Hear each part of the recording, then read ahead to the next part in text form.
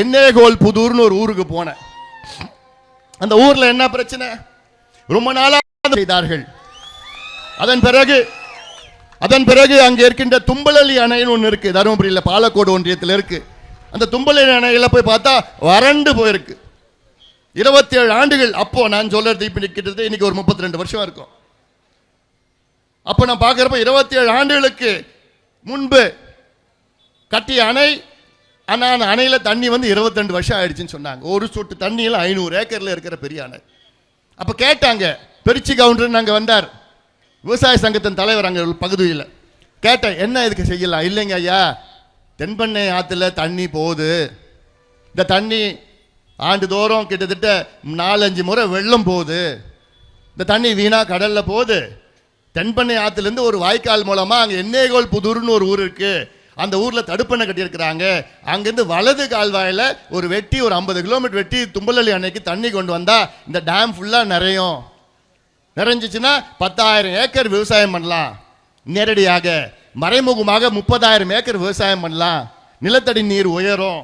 இதெல்லாம் சொன்ன அப்புறம் அதை தீவிரமாக என் கையில் எடுத்து, அந்த பிரச்சனையை தீவிரமாக கையில் எடுத்து, கிட்டத்தட்ட என் தலைமையில் மட்டும் 4 போராட்டங்கள், கட்சி தலைமையில் கிட்டத்தட்ட 4-5 போராட்டம், ஆர்ப்பாட்டம், துண்டு பிரசுரம், அழுத்தம், செய்தியாளர்கள் சந்திப்பில் அமைச்சர்களை பார்த்து பல முறை அழுத்தம் கொடுத்து கிட்டத்தட்ட 4 ஆண்டுகளுக்கு பிறகு அதிமுக ஆட்சியில் அதுக்கு 253 கோடி ரூபாய் ஒதுக்கீடு செஞ்சாங்க. கடைசி காலத்தில் அதிமுக அது அப்பயே பண்ணியிருக்கலாம். துணைக்கும் அது அமைச்சர் அன்பழகன், அப்போ இருக்க அமைச்சர் அன்பழகனுடைய தொகுதி, அது அவருக்கே தெரியல இவ்வளோ நாளா. அதனால நான் அதை ஒரு இயக்கமாக, ஒரு மூவ்மெண்ட்டாக பண்ண பிறகு 253 கோடி ரூபாய் ஒதுக்கீடு செஞ்சாங்க. அந்த ஒதுக்கீடு எதுக்கு தெரியுமா?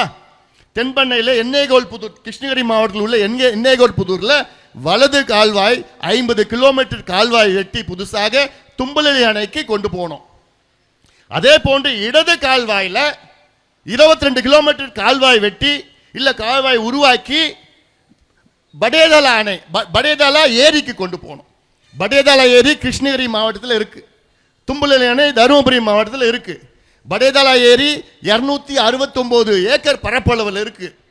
அந்த தென்பண்ணையான வெள்ளம் காலத்தில் அந்த தண்ணியை படேதலா ஏரிக்கு எடுத்துட்டு போனா அங்கிருந்து கிட்டத்தட்ட 20 ஏரிக்கு தண்ணீர் பாயும்.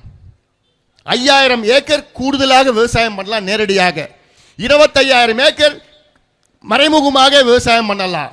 1,00,000 டன் உணவு அதிகமாக உற்பத்தி செய்யலாம். எதுல? இந்த சின்ன திட்டத்தில். சாதாரண திட்டம், என்ன பொறுத்த வரைக்கும் சின்ன திட்டம். தண்ணி கடலுக்கு போகுது, அதை கொஞ்சோண்டு 1/4 TMC தண்ணி, அவ்வளோதான். 350 கியூபிக் கன அடி நீர், அவ்வளோதான். இதை எடுத்துட்டு இந்த 2 ஏரியிலையும் டேம்லையும் நிரப்புனா, இதற்கு போராட்டம் பண்ணி காசுலாம் வாங்கி நிதி ஒதுக்கீடு செய்த இந்த